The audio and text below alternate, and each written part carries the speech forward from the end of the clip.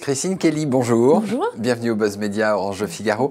Vous êtes membre du Conseil supérieur de l'audiovisuel et notamment en charge du dossier le plus délicat du moment, c'est celui du temps de parole des candidats aux élections présidentielles. Alors on l'a vu, la semaine dernière, la plupart des radios, RTL, Europe 1, RMC et quelques télévisions dont BFM TV ont écrit au Conseil constitutionnel pour lui demander une chose, de réduire de 5 semaines à 2 semaines le temps de stricte égalité de temps de parole des candidats. Parce qu'ils estiment que c'est trop long, que c'est très difficile à exposer dans leur radio et leur télévision. Quelle est la position du CSA sur ce sujet? Le CSA dit non à la suppression des règles, mais oui à un assouplissement sur cette période M dont vous venez de parler. Pourquoi? Parce qu'on a constaté, tout comme la Commission nationale de contrôle de campagne, on a constaté qu'en 2007, on avait exactement le même modèle, 5 semaines d'égalité, les mêmes règles, et que lorsqu'on a, par exemple, 9 candidats à la présidentielle, on a une émission hebdomadaire et on a 5 semaines d'égalité. Donc on a 5 émissions, mais on a 9 candidats. Comment faire? Les chaînes et les radios suppriment les émissions hebdomadaires. C'est dommage parce que là, on vient à entraver la liberté de communication des chaînes et des radios. Trop de règles tuent la liberté d'expression, c'est ça? Il faut avoir les bonnes règles, un assouplissement là où il faut. Que demande le CSA? C'est un assouplissement à ce moment M, parce qu'on ne peut pas entraver la liberté de communication des médias, mais en même temps, il faut faire respecter le pluralisme. Est-ce que vous pensez que le Conseil constitutionnel va vous suivre et donc réduire de 5 semaines à 2 semaines ce délai de stricte égalité? On l'espère, on l'a demandé après 2007, on l'a demandé à l'automne dernier, on le réclame encore, on l'espère. Ce n'est pas pour mettre le débat sur la table, bien pour pouvoir faire la polémique. C'est beaucoup plus loin que ça. C'est parce que nous avons le souci du téléspectateur qui a soif de politique, qui a envie de connaître effectivement les candidats, quel est leur programme, etc. Mais si on en vient à supprimer des émissions politiques, on va justement à l'inverse des règles du pluralisme. Et c'est là où nous devons, au CSA, jongler entre respect du pluralisme et liberté de communication. Et nous insistons auprès du Conseil constitutionnel pour entendre la voix des radios et des chaînes, qui est la voix des téléspectateurs. La difficulté, vous dites, on ne sait pas encore combien il y aura de candidats. Officiellement, le Conseil constitutionnel donnera la réponse le 20 mars. Enfin, admettons qu'il y en ait une dizaine. Si on réduit ce délai, ça va être encore plus difficile de les exposer tous. Non, justement, parce que pour l'instant, on a plusieurs dizaines de candidats à la présidentielle. Lorsqu'on arrive au 19-20 mars, quand le Conseil constitutionnel dit, voilà, nous avons 9, 10 ou 12 candidats à la présidentielle. Si on adopte les règles de l'équité, c'est-à-dire pas de la stricte égalité, mais de l'équité en fonction de la représentativité du candidat et de la dynamique de campagne du candidat. Ils sont 9, 10, 12. Donc justement, ils peuvent avoir un accès conséquent sur les antennes, contrairement à maintenant où ils sont plusieurs dizaines.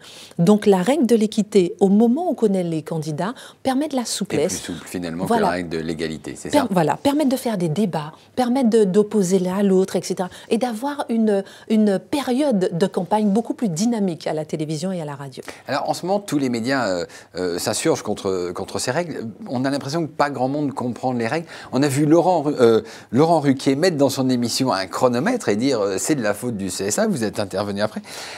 Samedi, il va diffuser une émission On n'est pas couché avec Marine Le Pen. Est-ce que vous allez la suivre attentivement parce qu'elle risque quand même d'y avoir quelques difficultés? Lui ne veut pas la recevoir, elle met des conditions pour venir. Ça va être assez difficile, non? Alors, on va suivre plutôt cette émission, comme on suit toutes les autres, comme on suit toutes les grandes chaînes. Mais plus particulièrement celle-ci, non? Pas plus particulièrement, comme les autres. En revanche, là où on fait une distinction, c'est qu'on refuse au CSA que les chaînes qui puissent faire leur petite tambouille interne, leur petite règle interne, puissent tout mettre sur le dos du CSA.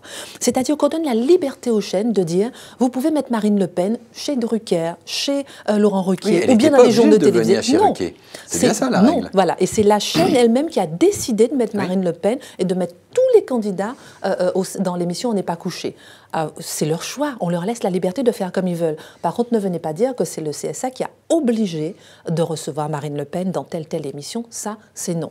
On donne une certaine liberté. Au sein de la liberté, ne mettez pas sur le dos du CSA. Exemple, Dominique Souchier, on lui retient son émission. Ne venez pas dire que c'est de la faute du CSA, parce qu'on laisse la liberté interne à la radio et à la chaîne de faire comme elle veut pour équilibrer. Les candidats peuvent être exposés sur d'autres tranches horaires. Absolument. On ne demande pas d'équilibrer dans chaque émission, ni émission par émission, on s'en sentirait pas. On laisse beaucoup de souplesse, on n'a pas l'air comme ça, mais on laisse beaucoup de souplesse. Mais on constate que lorsqu'on laisse de la souplesse aux chaînes, chaînes, elles rajoutent des règles.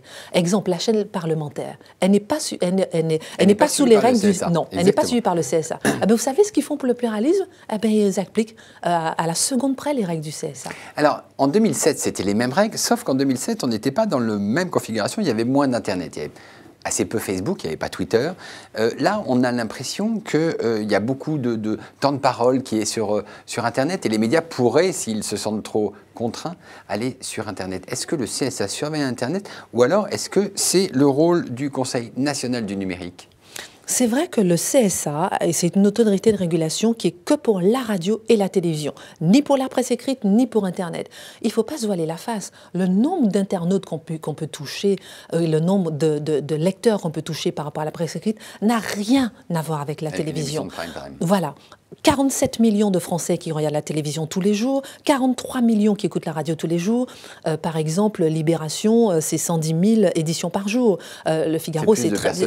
Et le Figaro, c'est multiplié par 5. Un million de lecteurs. Pardon. Même si c'est cela, on n'arrive pas quand même à ces chiffres-là. Oui. Donc c'est peut-être pour ça, et peut-être parce qu'aller chercher son journal ou aller sur Internet, c'est un acte actif, au lieu d'être assis sur la télé. Aujourd'hui, le CSA ne regarde pas ce qui se passe sur Internet. On ne peut pas, la loi ne nous le demande pas. D'accord. Sauf que sur les SMAD, services médias audiovisuels à la demande, c'est-à-dire les sites Internet des chaînes qui reprennent les émissions, là, il n'y a pas de souci, on a notre droit de regard, et tout homme politique a le droit de créer aussi sa web TV.